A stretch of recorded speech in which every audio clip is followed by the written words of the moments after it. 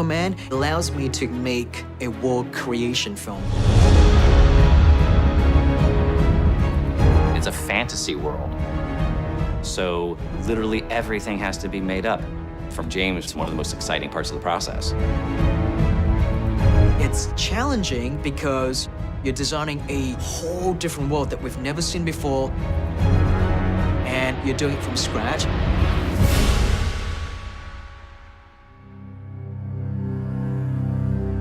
In the comic book, they incorporated Atlantis into the storyline of the DC universe. And I really love to dive into that world and basically create my version of what Atlantis would look like. And so to do that, I have to go further back, give it backstory. And some of it I pulled from the mythology and legends that we're familiar with, but other things I get to kind of create my own. Our Atlantis is a civilization that has been around for a long time. They're way more advanced than everyone else was at that time, thousands of years ago. And so I went and talked with my production designer, Bill Bretsky, and just designed the world with him. Me and James, we wanted to make a neoclassic culture that was on the verge of like digital technology, because they weren't like a primitive culture that went underwater. They're already pretty advanced. But the thing they invented gave them power to live underwater. One of the things I really wanted to jump into early on is just getting the aesthetic correct. And we have an amazing army of concept designers and artists who are so brilliant in what they do, and just bring them on board early on and just talking to them about the look, the style, and the kind of flavor that I'm going on for the world.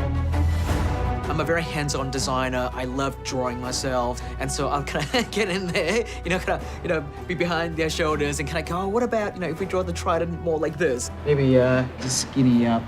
It might look better, right? It look more dangerous if it's more pointy. That's just the process that I love, drawing and designing this incredibly vivid and lush world. Hey, James Vaughn, ladies and gentlemen. Those early days of us sitting in a room with a bunch of artists and James just coming up with, what about this? And what if this is the way the city worked? It was really exciting. The Royal Guards are only in the Royal Palace, right? Or anything related like the Colosseum, but we don't see them outside of that. We don't ever see them in battles or anywhere else. As a director, I try to put myself in the shoe of an Atlantean and go, what is a day in the life of an Atlantean look like? How do they eat? How do they sleep? How do they use the bathroom? And so you have to think about all that stuff, and all that stuff then affects, the world that you're trying to create. Here in the surface world, we built things out of materials such as brick, wood, metal. They don't necessarily have that down there. And so we're trying to pull a lot of influences from the ocean. The idea that maybe their buildings are very much like coral, that they're grown, perhaps, right? And how does that work? And is it a living thing that they live inside? Is the building just glowing with bioluminescent glow? They're so deep down that sunlight doesn't penetrate the ocean at that depth. So what provides the light source? That's the kind of stuff that we have to really dig deep into. The development on this movie was a huge effort. It was just amazing the amount of stuff that came out of James's mind. This part here, when it's like this, it blocks the point of impact. And he's not going to settle for anything that isn't exactly what he was hoping for. So I think we're angling more towards this camera. Good. Let's cut it. Going into this, I knew that it would be super visual effects heavy. And I don't think there is one frame in this movie that isn't touched by visual effects in some ways. Through the sort of post-production process of working on the visual effects, working on the CGI, we started to fine-tune and hone the look. We started out doing renditions of what an underwater environment would look like. And we had to really leverage other aspects that will be visual cues to the audience that we are indeed underwater. Just trying to go, okay, at what point does this look like water? And one of the things we found through our discovery process is we constantly need just particles floating particulates. So we always have this particulate in our water volume. And you'll notice that as the characters move through the water volumes, that particulate moves around them and it moves with them. That really helped to remind the audience that they're underwater. And of course, the flowing hair really helps that. One of the most important visual cues for underwater was what we did with the hair. I mean, we knew going into this that the hair was going to be difficult, but I don't think anyone appreciated how difficult it was going to be. In an underwater environment, all the hair just sort of tends to do its own thing, and this created for incredible computational hurdles to overcome. ILM actually rewrote their software trying to design this. I mean, there's over 500 shots in the movie where we had to add hair to our characters. What's the plan again? Plan is to not get killed.